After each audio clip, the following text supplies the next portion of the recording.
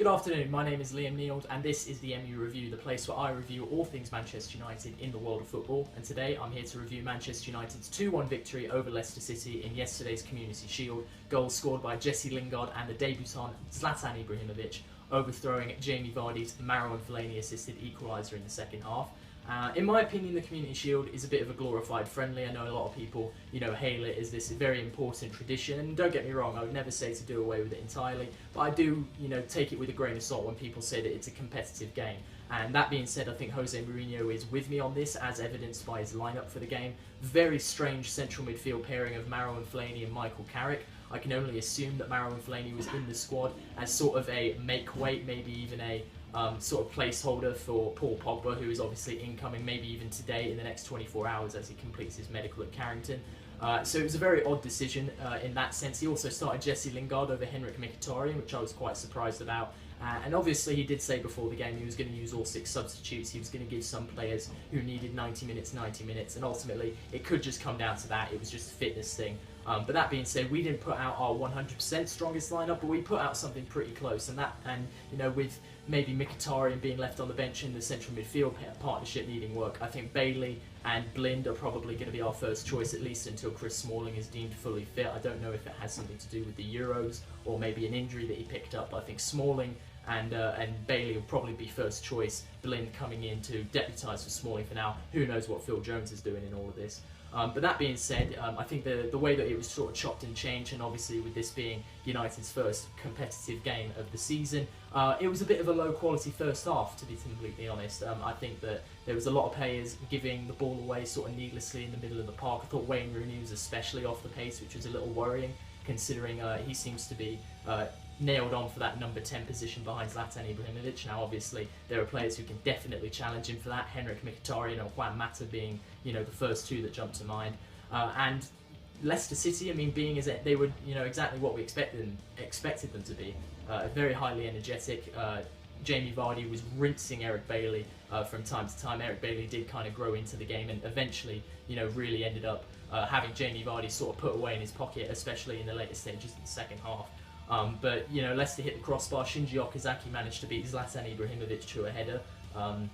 Not really sure how that's going to happen, so Zlatan's going to have to work on that. But ultimately, we sort of got away a bit unscathed. Leicester City, for all their energy, they didn't create an awful lot. We had most of the ball, and that's why I say that the first half was quite low quality, because with the amount of control we had of possession, we really didn't create much. And it took a moment of absolute brilliance from Jesse Lingard, who is really proving himself to sort of be the sleeper hit in Manchester United's academy. Everyone's talking about, Fosu Mensah, not to mention, Paul Pogba coming back. Andreas Pereira is a name on a lot of lips. But Jesse Lingard came into the team a couple of years ago, got injured, and sort of struggled to get back into it. But ever since last season being his real breakthrough season, scored a few goals there, and he went and scored that belter in the FA Cup final. He's really making a case to put himself, at the forefront of Mourinho's thoughts. And the fact that he got the start today and then scored such a brilliant goal going straight through the centre of Leicester City's midfield and defence to then score on Kasper Schmeichel, I think he's definitely making a case to try and push himself into the starting lineup.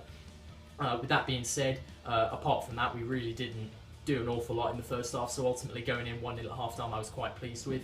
Coming out in the second half, we were a lot better, we were a lot more fluid, a lot sharper, and I thought we started to create more opportunities going forward in the second half. But that being said, Marouane Fellaini, who, to be completely honest, was not bad. He really was not poor in the game. He did completely fine, he tracked back well, made some good tackles, won a couple of aerial duels. What on earth is he doing? He's tracking back into the defence to try and take the ball away from, I think it was Ahmed Musa, who he was taking the ball off, who was having a bit of a mazy run. Takes the ball off in brilliant tackle. All he has to do is the number one rule when you're facing your own goal in your own final third.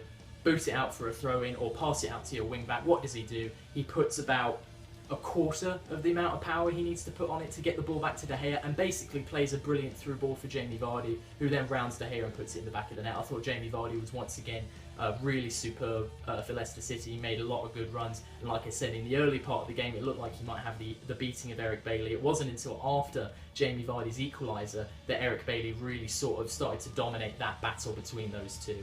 But that being said, with the score at 1-1, which was the score, in both games last season, which was my prediction for the game before the game started, I just sort of thought, okay, this is going to peter out to penalty kicks. Both managers getting some new signings on the pitch, getting some people through their paces. Ander Herrera came on for us, Marcos Rojo came in and had a few minutes. And I just think that, yeah, 1-1, that's fine. If we lose on penalties, no big deal. Let's see if we can win it. And then up steps the man himself. Hashtag Zlatan time.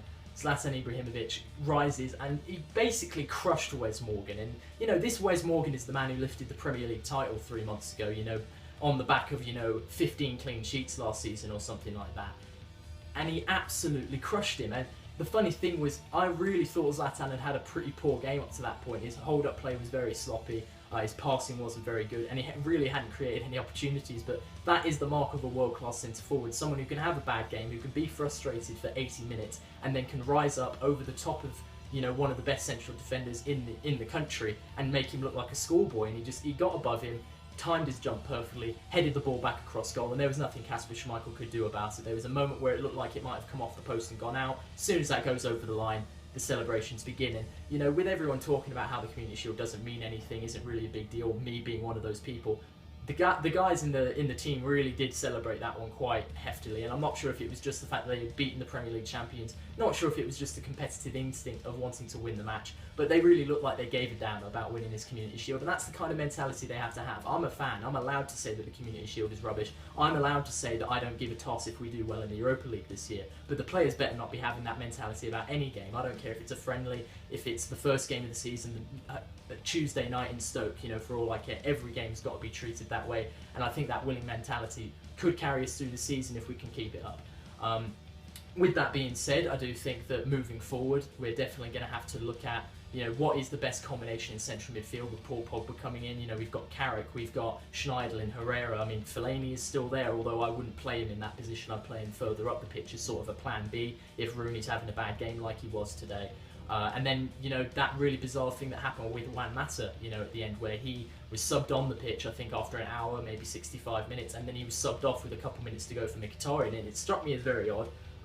Apparently, the reason is that he was the smallest guy on the pitch and we were defending a lot of set pieces. That makes sense. But with the previous between Mourinho and Mata, it's got to make you wonder, is there something going on with that relationship? We've been reassured over and over again by Mourinho, by Mata, that there is nothing between them in terms of bad blood. But when things like this happen, you've got to wonder, is there something there that is just doesn't work for them? Maybe it's just Mourinho's philosophy and Mata's size doesn't fit into it, but we'll have to keep an eye on that. I would not be shocked if Mata did leave before the end of the transfer window, or maybe in January after he fails to break into the team, but I would really be disappointed. I think having players like Juan Mata off the bench is a really, really, strong sign for Man United going forward this season.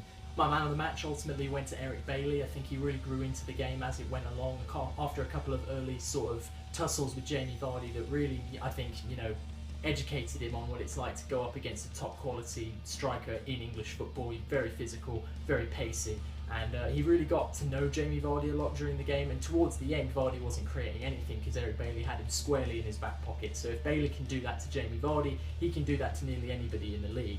And so if he can keep on that kind of momentum and keep putting in performances like that and keep learning his trade, after all, he's only, I think, 22 years old. He can form a partnership with Chris Smalling and become a really top centre-back, much in the mould of maybe a Nemanja Vidic, who came to Manchester United, very unheralded, very raw talent, and ended up becoming one of the best centre-backs in the world. So with that being said, we've won the Community Shield.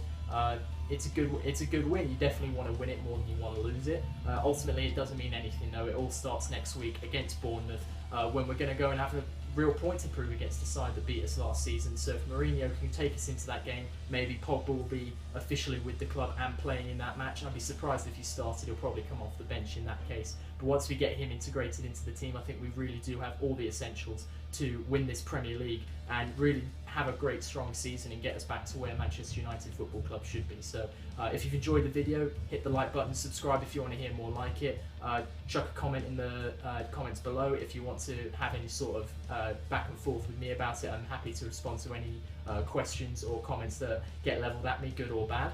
And thanks for watching. We'll see you next time.